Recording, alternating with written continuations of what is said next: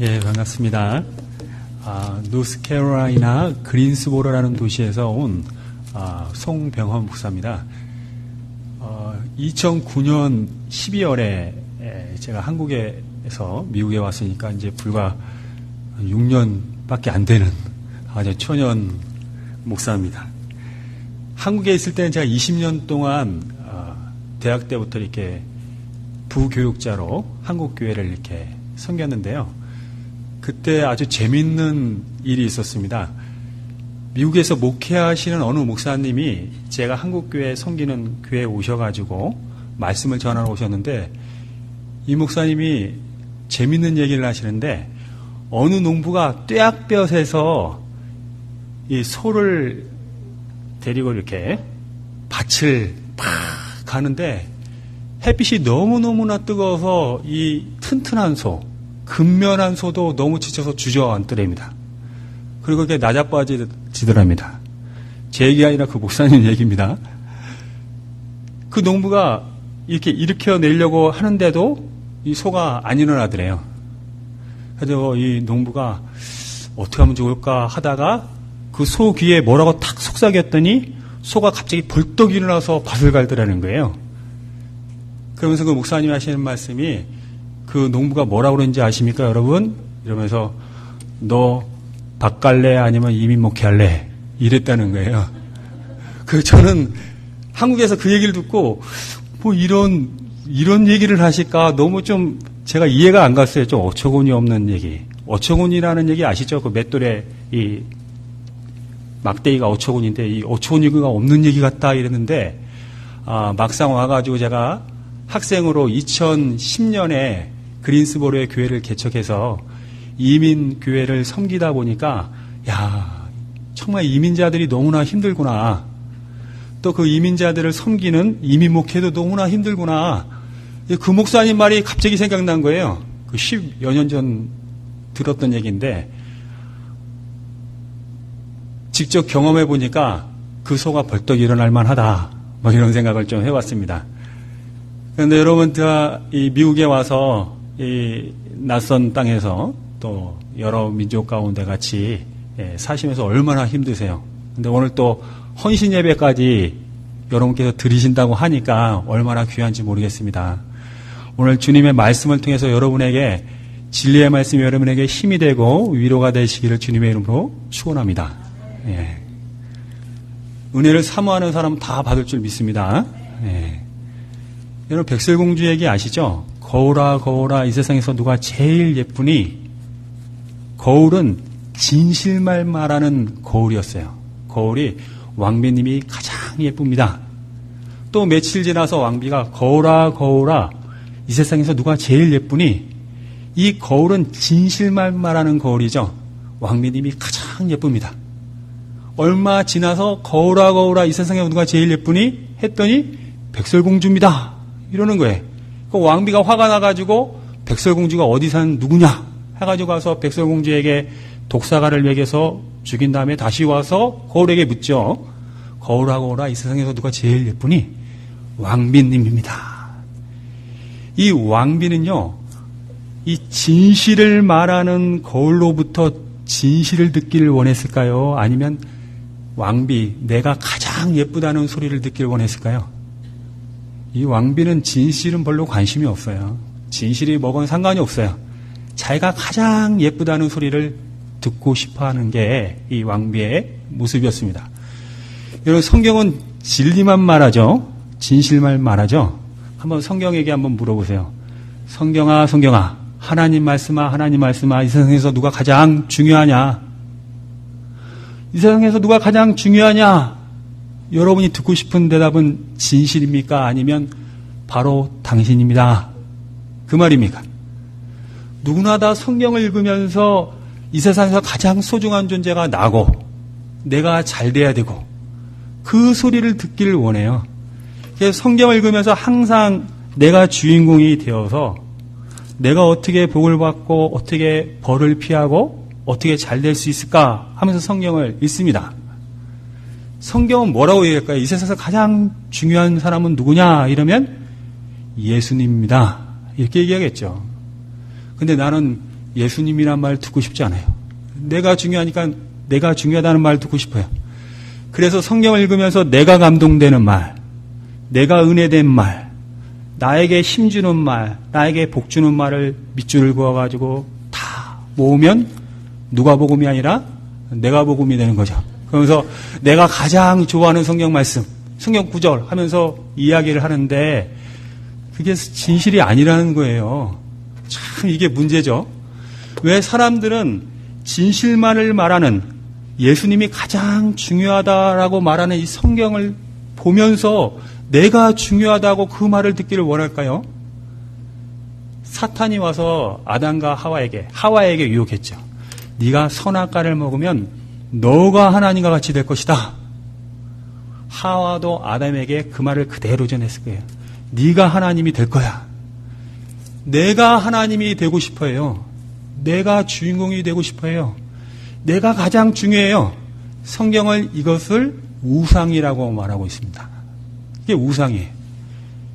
이게 성경을 읽으면서도 우상 숭배하는 식으로 성경을 읽는단 말이죠. 자, 하나님께 한번 여쭤봅시다. 하나님, 이 세상에서 누가 가장 중요합니까? 하나님은 내 아들 예수다 하고 얘기해요. 근데 우리는 바로 너야. 너가 가장 소중한 존재야. 이 얘기를 듣고 싶어요. 그러니까 하나님께 기도할 때도 그 소리를 듣고 싶어서 하나님하고 기도를 하죠. 하나님을 믿고 하나님께 헌신하고 섬길 때도 그 소리를 듣고 싶어요. 네가 가장 중요하기 때문에 네가 복을 받아야 된다. 하나님께 복을 받으려고 그렇게 합니다. 그때 내가 부르는 하나님 주여 주여 하는 자마다 천국에 갈 것이 아니오. 하나님의 이름은 똑같이 부르지만 그 하나님의 이름은 우상의 이름을 부르는 거나 똑같다 이 말입니다. 이게 정말 이게 우리 안에 있는 우상 숭배의 모습이에요. 그래서 십계명 1계명에 너를 위하여 우상을 만들지 마라. 우상의 정체는 바로 우리예요. 내가 하나님이 되려는 거. 내가 예수님보다 더 중요하고 내가 복받아야 된다는 거. 이게 우상 숭배의 정체입니다.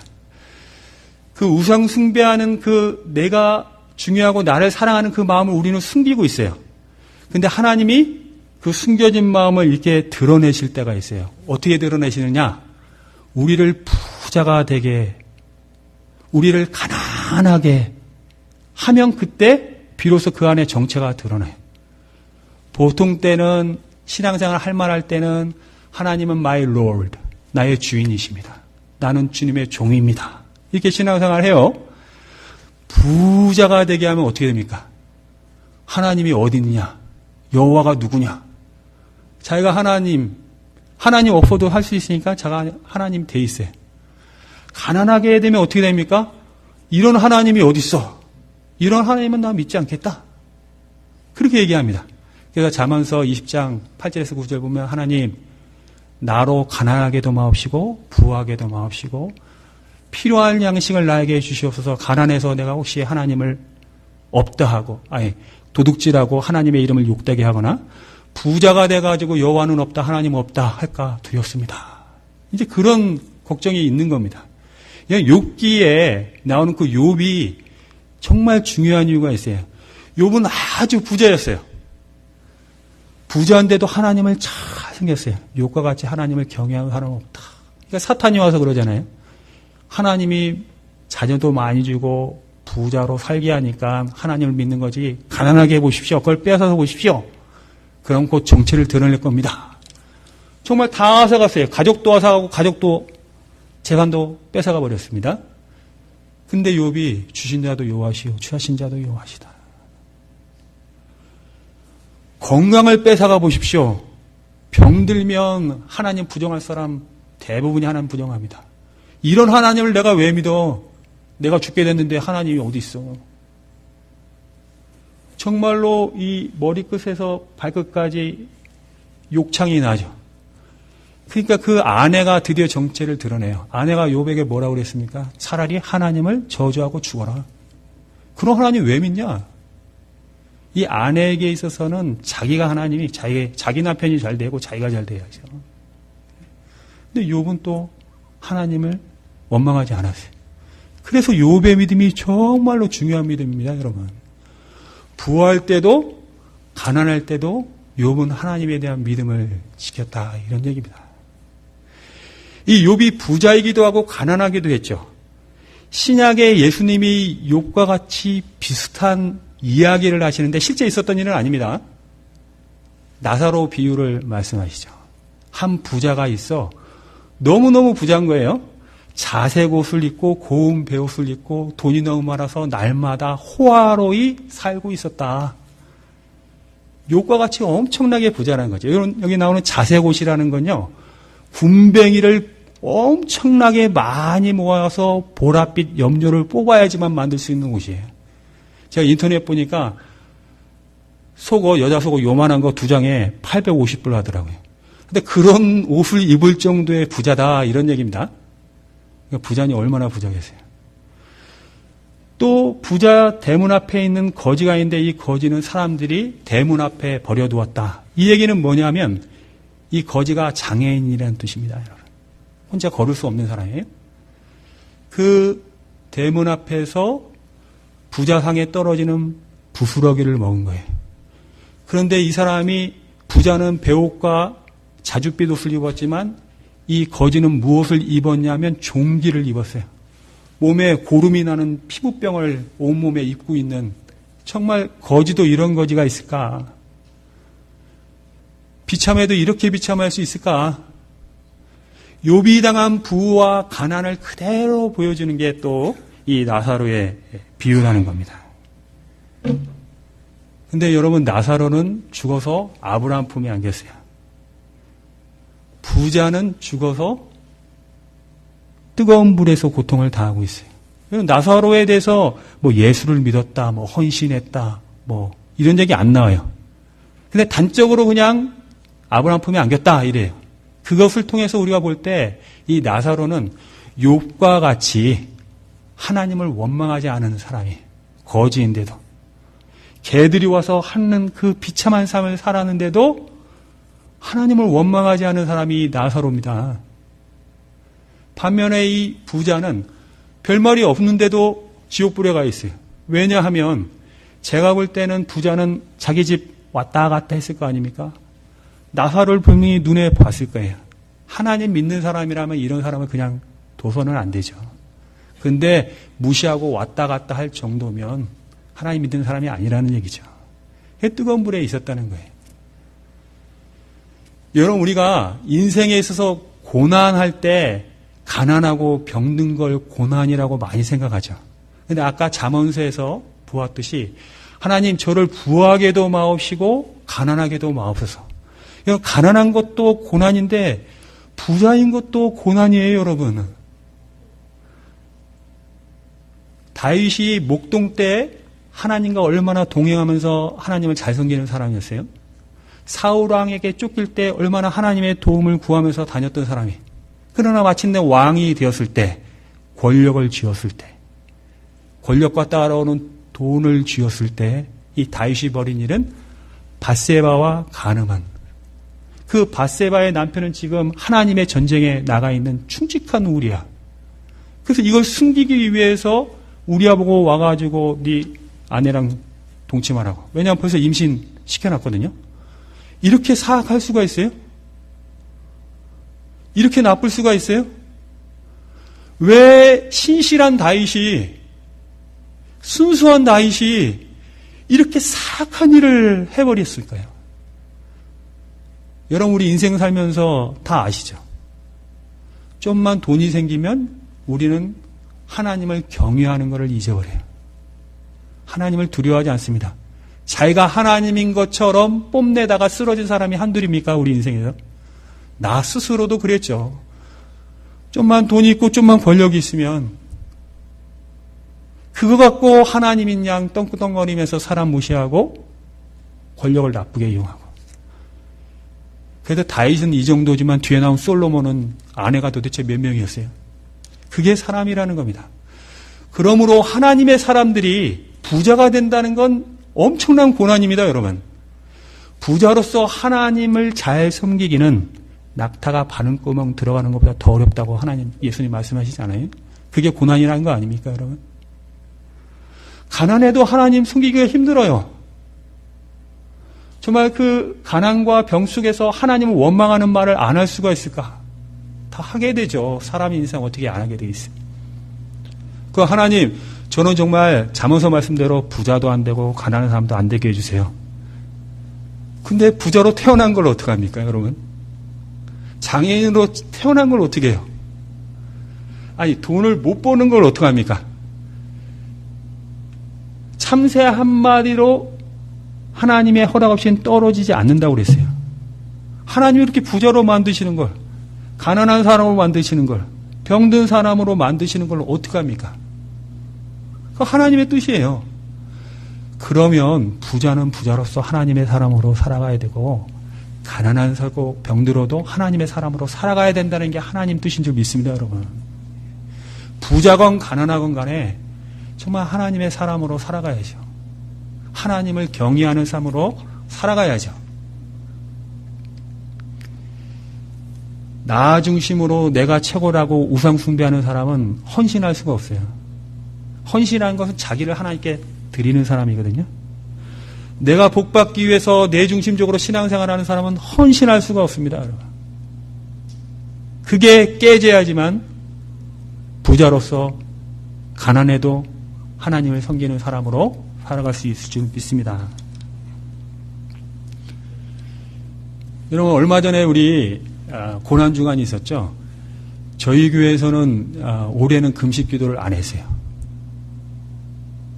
제가 일부러 안 했습니다. 안 한 이유가 있습니다. 제가 예전에 한국에서 뉴스를 보는데 아프리카 난민을 위한, 아프리카 기아 어린이를 위한 기아 캠프를 하더라고요. 아프리카의 어린이들이 가난해서 되게 굶잖아요. 뼈밖에 없고 바짝 마르잖아요. 그러니까 그 어린이들을 위해서 한국에 어린이들을 3박 4일간 모아놓고 굶는 거예요. 그래서 그 체험을 하면서 돈을 모으는 캠프를 하더라고요. 그래서 뉴스가 가가지고 이렇게 애들 인터뷰를 내는 거 봤더니 한국 애들은 너무 잘 먹어서 통통해. 근데 거기가 괴로운 거예요. 3박 4일간 밥 안 먹고 있는데 괴로우면서 막 인터뷰하는데 아프리카 애들은 얼마나 가난하고 힘든지 모르겠습니다. 저도 앞으로 인생을 그렇게 좀 그대를 도우면서 살아야겠습니다. 이런데 하나같이 통통해. 잘 먹었어요. 기아 캠프는 한국 같은 데서 하는 거예요.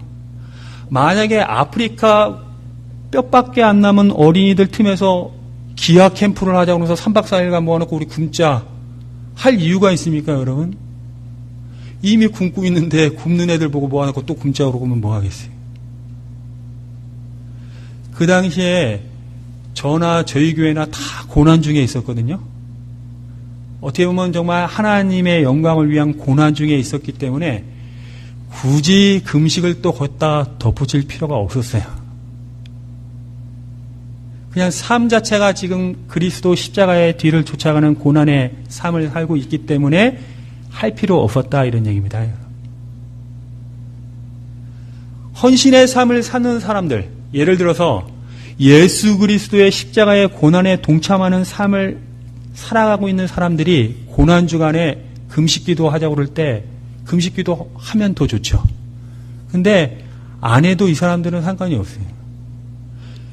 평소에 고난도 모르고 내 뜻대로 인생을 살고 내 삶을 살았던 사람들이야 고난주간 그 주간만큼은 금식을 해서라도 우리 예수님의 고난을 좀 한번 알아보자.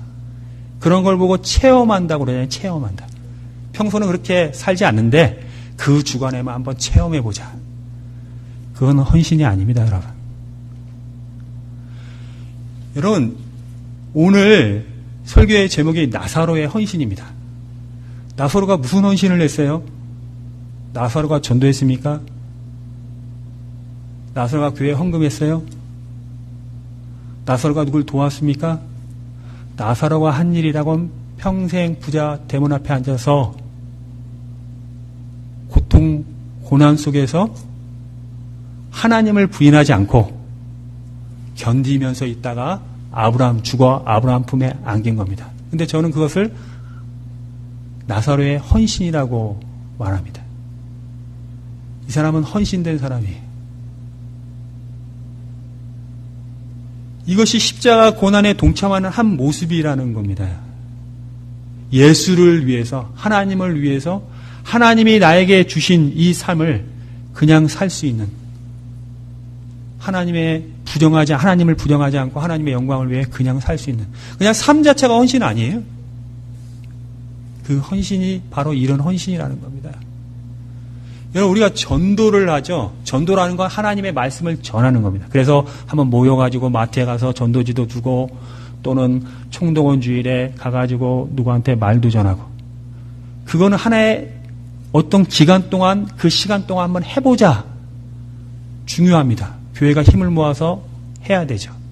근데 더 중요한 건 전도의 삶을 사는 겁니다. 여러분, 저는 나사로의 이 말씀을 읽으면서 얼마나 큰 전도를 받았는지 몰라요. 나사로가 물론 있었던 인물은 아니에요. 구약의 욥과 같은 인물이죠. 근데 나사로 같은 사람이 내가 앞서서 이렇게 이 고난 속에서 예수님을 부인하지 않고 믿음 지키고 살았다 하는 증언의 삶을 그의 평생에 살았다는 겁니다. 그렇기 때문에 나사로를 통해서 큰 은혜와 도전을 받는 거죠. 그런 삶입니다, 여러분. 여러분이 가정에서 또는 가게에서 또는 어느 직장에서 그리스도의 예수님 닮은 삶을 그대로 살아갈 때 그것은 바로 전도의 삶. 그것이 바로 헌신된 삶이죠. 그것이 바로 진짜 헌신이죠. 그럼 옆에 사람이 보고 알아봐요. 야, 저 사람은 예수님 닮은 사람이구나. 저 사람은 삶으로 전도하는 사람이고 삶으로 헌신하는 사람이구나. 그런 거죠. 바리새인들이 그랬어요. 주여, 저는 일주일에 2번 금식하고 조미료의 11조도 꼭 구분해서 드리고 기도도 빠지지 않게 하고, 그냥 체험입니다. 그 순간에만 그렇게 한다는 거예요. 그게 중요한 게 아니에요. 그냥 삶 자체가 헌신돼 있어야지. 그게 주님께서 받으시는 헌신인데, 그것을 바로 이 나사로가 했다는 거예요.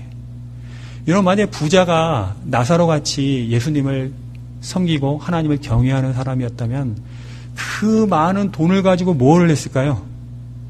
부자가 십자가의 길, 예수님 믿는 삶을 산다면 어떻게 살았을까요? 그렇게 살지 않았겠죠. 부자로서 예수님의 그 십자가 길을 따른 건 굉장히 고통스러운 일이에요. 어떻게 돈 있는데 교만하지 않을 수 있어요? 어떻게 이 돈이 나의 안정과 자랑을 보장해 주는데 이 돈을 다른 사람한테 줄 수가 있어요? 굉장히 고통스러운 거예요. 그게 바로 십자가의 삶이죠. 예수님이 부자 청년에게 말했잖아요. 너에게 부족한 것이 있으니 네 소유를 다 팔고 나를 따르라. 그럴 때 부자 청년이 근심하며 갔어요. 이 부자 청년이 예수님을 쫓았더라면 그게 순종하고 갔겠죠.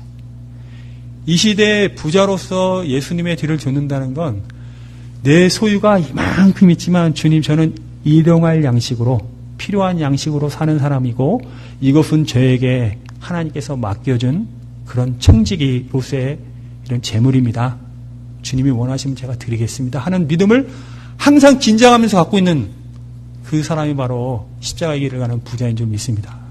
저는 여러분이 부자인지 가난한지 모르겠어요. 건강한지 병들어인지 모르겠어요. 그러나 헌신된 삶은 누구에게나 예수님이 너는 나를 쫓아라 이렇게 말씀하고 계신 줄 믿습니다. 나사로 같은 헌신의 삶을 사시기 바랍니다. 근데 여러분, 나사로가 부잣집 앞에서, 그것도 거지들 틈에 있었으면 몰라요. 부잣집 앞에서, 대문 앞에서 그렇게 살 때 왔다 갔다 하는 부자들을 보면서 그 부잣집에서 떨어지는 부스러기를 보면 무슨 생각했을까요? 얼마나 비교될까요? 얼마나 비참했을까요? 그리고 병든 자기의 모습을 보면서 심지어 개들이 와서 그 고름을 핥는데 자기 인생이 얼마나 한탄스러웠을까요? 욥도 고난받을 때 내 생일날 엄마가 나를 잉태한 그 날을 저주했단 말이죠. 아마 나사로도 자기 인생 한탄을 많이 했을 거예요. 우울증에도 걸렸을 거예요. 힘들었을 겁니다. 어떻게 그런 삶을 예수님 부정하지 않고 하나님 원망하지 않고 살아낼 수 있겠어요? 인간은 할 수 없으되 하나님으로서는 할 수 있느니라. 할렐루야. 여러분, 우리는 헌신의 삶을 살 수 없습니다. 우리는 죄악된 인간이기 때문에 우리 스스로 헌신된 삶을 살 수 없어요. 그래서 예수께서 우리에게 보내신 분이 바로 성령 하나님. 여러분 안에 선한 일을 시작하신 이가 세상 끝날까지 그것을 이루시기를 주님의 이름으로 축원합니다. 성령 안에서 성령과 동행할 때 우리는 예수의 십자가의 길을 좇는 헌신의 삶을 살 수 있을 줄 믿습니다. 여러분, 여기에 대해서 오해가 있어서 약간 어려운 얘기지만 제가 말씀드립니다. 어떤 사람은 그래, 맞아, 하나님이 하시는 거야. 내가 할 수 없는 거야. 이렇게 얘기합니다. 근데 어떤 사람은 그래도 내가 하려고 해야지 하나님의 도우심으로 하는 거지 하고 얘기해요. 하나님이 하시는 거예요? 내가 하는 겁니까? 자꾸 왔다 갔다 해요. 그래서 이 기독교 안에도 하나님을 강조하는 교단이 있고 인간의 노력을 강조하는 교단도 있습니다. 근데 여기에 대해서 예수님이 명쾌하게 말씀하셨거든요. 나는 포도나무고 너희는 가지다. 가지가 포도나무에 붙어 있으면 가지는 열매를 맺는다. 여러분, 포도원에 가가지고 그 오랜 숙련된 농부에게 물어보십시오. 이 포도나무가 어떻게 포도 열매를 맺습니까? 가지 때문에 맺습니까? 아니면 나무 때문에 맺습니까? 농부가 뭐라고 그럴까요? 왜 그런 쓸데없는 질문을 하냐고. 그냥 포도나무가 열매를 맺는 거지 무슨 가지가 뭐 나무가. 예수님 말씀하셨어요. 가지가 나무로 떨어져 있어서는 열매를 맺지 못하고 땅에 떨어져 밟힐 뿐이고 불에 던질 뿐이다. 너희가 나를 떠나서는 아무 열매도 맺을 수 없다. 이건 지금 뭘 얘기할까요? 가지하고 나무, 나를 떠나서는 다 관계를 얘기합니다. 릴레이션십이죠. 너가 내 안에 있고 내가 너 안에 있으면 무엇이든지 원하는 대로 구하라. 다 이루리라. 예수와 성령과 우리의 관계 안에서 열매가 맺어지는 겁니다. 관계라는 말이 여러분 뭔지 아세요? 하나님이 하십니다. 그래도 사람이 노력합니다. 이건 관계적인 말이 아니에요. 예수님이 내 안에 있고 내가 예수님 안에 있을 때 열매를 맺습니다. 그건 마치 포도나무와 같은 겁니다. 가지도 있어야 되고 나무도 있어야 되죠. 가지가 나무에 붙어있는 그 관계가 중요한 거죠. 그래서 열매를 맺는 거죠. 관계라는 말이에요. 그게. 내가 하려고 하면 헌신해서 못해요. 어떻게 그렇게 힘든 상황에서 하나님은 어떻게 안 부정해요? 우리는 그럴 수가 없어요.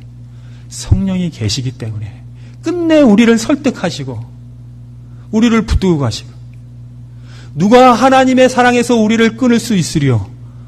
하나님은 우리를 이렇게 꽉 붙들고 계세요. 하나님이 붙들고 계시니까 우리는 빠져나갈 수가 없는 거예요. 이 관계란 말입니다. 관계. 그래서 여러분 헌신의 삶을 하고 싶으면 성령과 동행하는 삶을 사세요. 성령께서는 하나님의 진리의 말씀을 통해 우리에게 역사하십니다. 성령과 동행하시면서 말씀과 기도 속에서 늘 교제하세요. 교제하면 열매가 맺혀져요. 그게 그래서 헌신이 되는 겁니다. 내가 한번 헌신해 볼게. 내가 한번 노력해 볼게. 내 힘으로 한번 해볼게. 해서 교회에서 팍 내 힘으로 하잖아요. 그럼 뭐가 일어납니까? 짜증이 나요. 나는 하는데 왜 쟤는 안 하냐고요. 이건 관계에서 헌신하는 게 아니라 내가 하니까 짜증이 나는 거예요. 또 하고 나서 뭐가 나옵니까? 자랑이 나요. 나는 했는데 너는 못하니?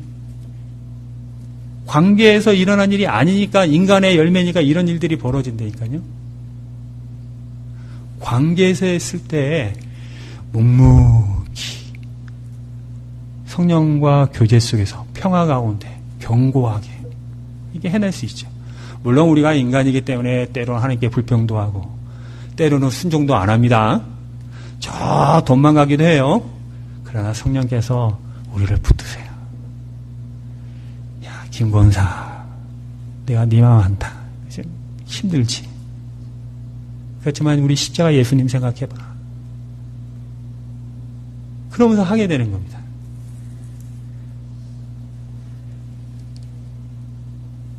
이제 제가 마지막으로 한 말씀을 더 드리고 말씀을 마치려고 그러는데, 여러분 이 헌신의 길이 예를 들어서 나사로가 살았던 이 헌신의 길이 되게 어둡고 힘든 길이라는 거 우리가 다 알죠. 저 알죠. 제가 2009년 12월에 미국에 와서 학생으로서, 지금도 학생 신분이에요. 학생 신분으로 2010년 11월에 그린스보로의 교회를 개척했어요. 주위의 목사님들이 안 된다고 그랬어요. 신분도 없이 재정적 지원도 없이 어떻게 교회를 개척하냐고. 정말 생판 모르는 도시에 가서 교회를 개척했습니다. 세, 네 가정이 같이 왔어요. 모르는 분들인데. 그 1년 이렇게 착 예배하면서 하나님이 저에게 주신 목회 철학대로 진실되게 하고자 목회를 했습니다. 참 감사하죠. 그렇게 견디고 있는데 2011년이죠. 그 다음에 여름에 제가 한국에 들어갈 일이 있어 들어갔다가 건강검진을 받게 됐습니다. 다 받고 오라고 그래서. 그런데 아산 병원에서 처음에는 그 강릉에 있는 처감병원에서 검사를 해봤는데 좀 이상하대요. 큰 병원 가고 해서 아산병원에 가서 검사했는데 강경화와 간암 판정을 받았어요. 당신은 강경화 간암입니다. 사형 선고나 다름없죠. 이건 뭐 받아본 분만 압니다. 그냥 의사가 사형 선고하는 것 같이 느껴져요. 와르르 무너지면서 띵 하면서 온 가족이 다 혼란 속에 빠져버리죠. 의사가 하는 말이 지금 당신 뭐 하고 있냐고 그래서 내가 미국에서 교회를 개척해서 목회를 하고 있다니까. 그러면 미국을 빨리 정리하고 돌아와라. 병원에서 치료받아야 된다. 알겠다고. 의사 시키는 말대로 해야죠. 지금 그 순간에서. 그러고 있는데 제 주위에 기도하는 목사님이 목사는 죽더라도 목회하다 죽어야지 치료받다가 요양하다 죽으면 안 된다. 그래서 다시 미국으로 넘어왔습니다. 색전술인가 그거 하나 받고 넘어왔어요. 제 계획은 그거예요. 그냥 하는 데까지 목회하다가 몸에 증상이 나타나면 그냥 한국으로 돌아가려고. 한국에 보험도 있고 다 있으니까요. 하는 데까지 목회를 해야겠다. 의사는 근본적인 치료는 간이식이라고 그랬어요. 간이식까지 해서 내가 살아야만 하는가. 그냥 제 믿음입니다. 이건 여러분에게 권하는 믿음도 아니고 제가 그냥 하나님께 느끼는 것은 그 정도면 그냥 하나님께 가는 게 맞다. 그래서 하는 데까지 하자. 그래서 미국에 와가지고 지금까지 아무 증상 없이 건강하게 목회를 하고 있어요. 예. 할렐루야. 이렇게 끝나면 얼마나 좋아요. 근데 이렇게 끝나지 않아요. 그래가지고 한국에 와서 이제 했는데 이상하게 목사가 암 환자라면 그 교회 누구야 오겠어요. 근데 한두 가정이 막 오더니 교회가 50명까지 성장을 하는 겁니다.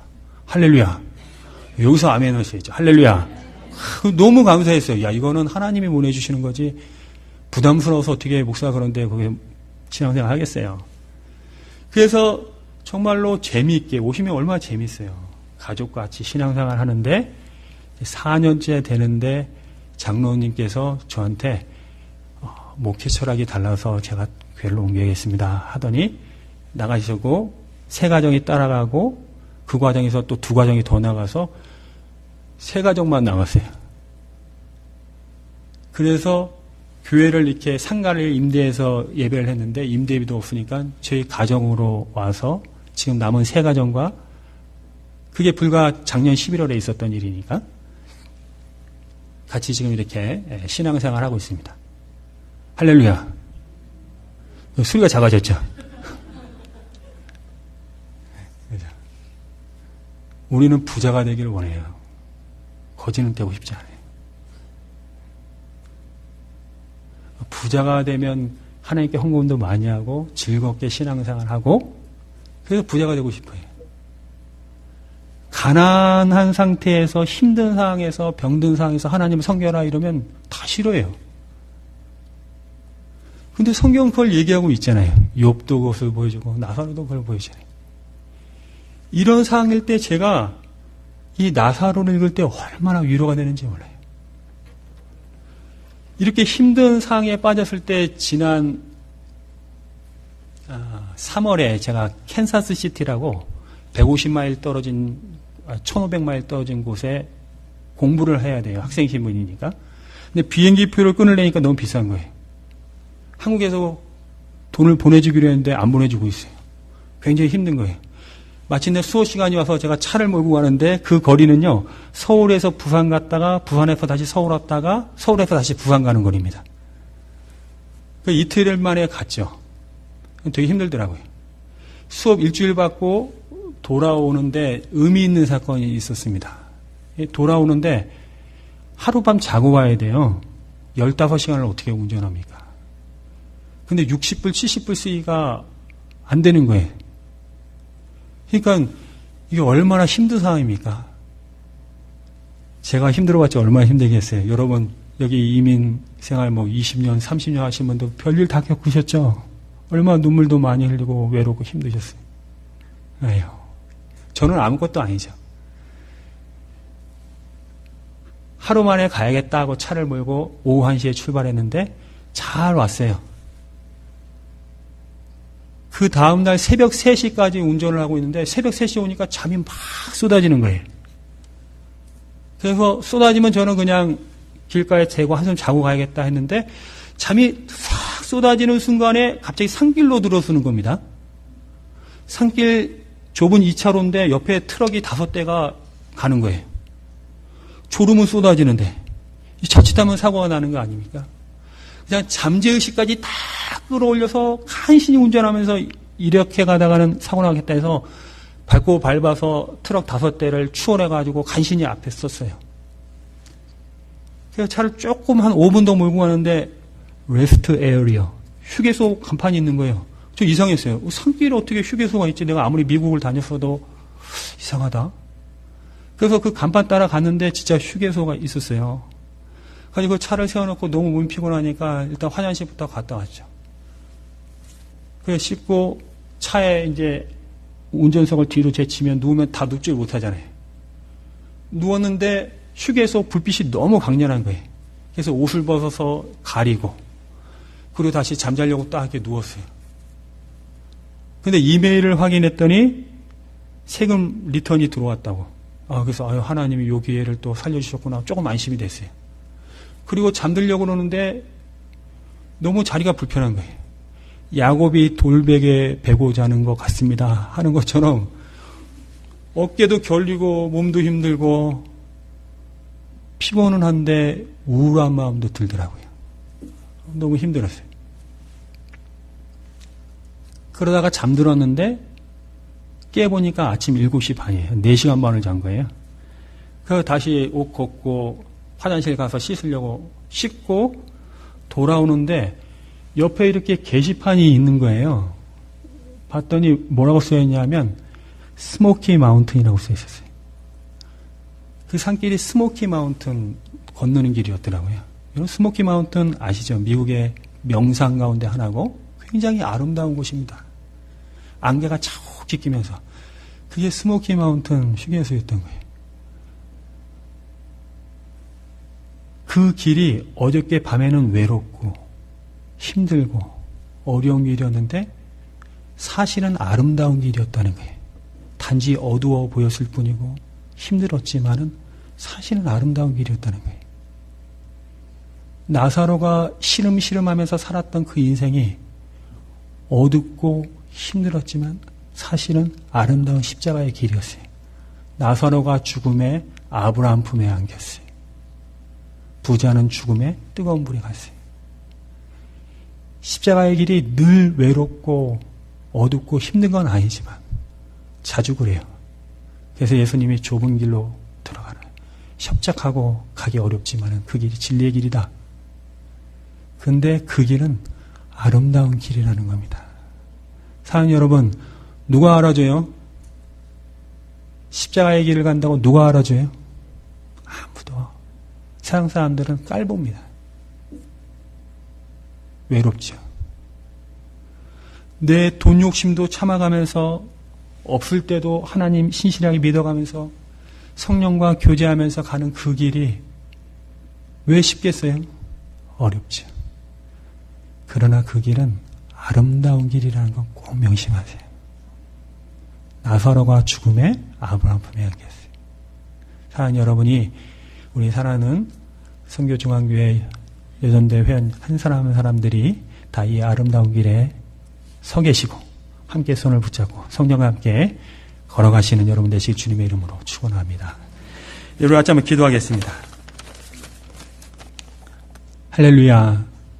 성령 하나님께서 우리 안에 계시기 때문에 즐겁고 감사하게 담대하게 예수님 가신 그 길을 나의 십자가를 지고 사랑하는 믿음의 사람들과 손을 붙잡고 함께 걸어가기를 원합니다. 하나님 이 사우스캐롤라이나 콜롬비아의 선교 장로교회를 예수님의 이름으로 세우시고 성령을 부어주시고 하나님의 사람들을 여기 세워주셨사오니 하나님 이 지역에서 나사로와 같이 묵묵히 하나님의 아름다운 길을 가는 하나님의 사람들이 이곳에 있게 하여 주시옵소서. 주님 만나는 그 날을 고대하면서 믿음의 길을 가는 하나님의 사람들이 이곳에서 일어나게 하여 주시옵소서. 사랑하는 김춘미 목사님 주의 제단에 세우시고 말씀의 강단에 세우시고 또 이 교회를 섬기게 하셨사오니 주의 종에게 성령의 충만함을 허락하여 주시고 말씀의 강단에 풍성함을 허락하여 주시고 많은 돕는 조력자들과 동역하는 사람들과 함께하는 사람들 마음을 합해서 주님의 몸된 교회를 아름답게 섬겨나갈 수 있도록 주여 은혜 베풀어 주시옵소서. 내가 마지막 날에 믿음을 보겠느냐 주님 말씀하실 때 주님 저희가 바알에게 무릎 꿇지 아니한 8,000명처럼 지금 이 십자가의 길에 우리가 서 있습니다. 우리가 가겠습니다 하고 고백하는 사랑하는 모든 주의 종들 되도록 주여 인도하여 주시옵소서. 이 모든 말 예수님의 이름으로 기도드리옵나이다. 아멘.